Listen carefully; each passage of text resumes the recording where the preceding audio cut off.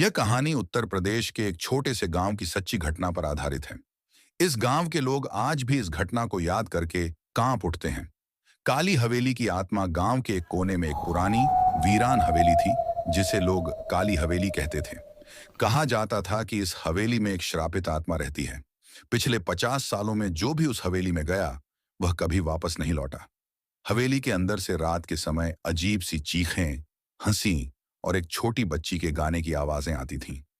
एक दिन गांव के दो युवक, रमेश और विजय, जो अपनी शरारतों के लिए मशहूर थे, ने ठान लिया कि वे इस हवेली के रहस्य का पता लगाकर ही रहेंगे। गांव के बुजुर्गों ने उन्हें रोका, पर उन्होंने किसी की न सुनी।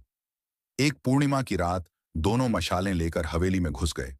हवेली के अंदर का दृश्य बहुत डरावना था।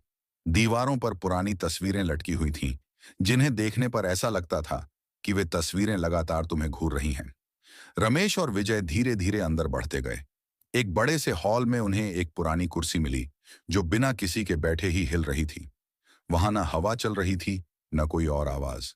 रमेश ने मजाक करते हुए कहा, आत्मा अगर सच में है तो सामने आकर दिखा।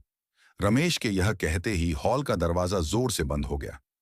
तेज हवाएं चलने लगीं और उनकी मशालें बुझ गईं। अचानक एक पतली सी आवाज में एक छोटी बच्ची की हंसी गूंज उठी।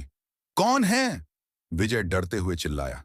फिर एक आवाज आई, खेलने आए हो ना, अब यहां से कभी वापस नहीं जा पाओगे। उन्होंने मशालें फिर से जलाने की कोशिश की। जैसे ही रोशनी हुई, उन्होंने देखा कि एक छोटी बच्ची लाल फ्रिल वाली फ्रॉक पहने उन्हें घूर रही थी। उसकी आंखें बिल्कुल काली थीं और चेहरा ऐसे था जैसे किसी ने उस पर चाकू से वार किया हो। बच्ची ने अपना हाथ उठाया और उनकी मशालें फिर से बुझ गईं। तभी एक भयानक चीख सुनाई दी और उन्होंने देखा कि बच्ची हवा में उड़ती रही थी। वह उनके और करीब आ गई।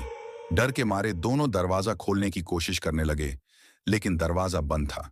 बच्ची ने हंसते हुए कहा, जो यहां आता है उसकी आत्मा मेरे साथ रहती है और शरीर यहीं सड़ता है।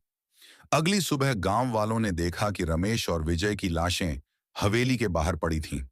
उनकी आंखें खुली हुई थीं, जैसे उन्होंने अपने जीवन का सबसे बड़ा डर देखा हो।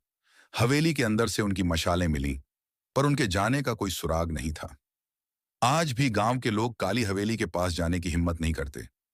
रात में वहां से कभी कभी चीखने और हंसी की आवाजें आती हैं।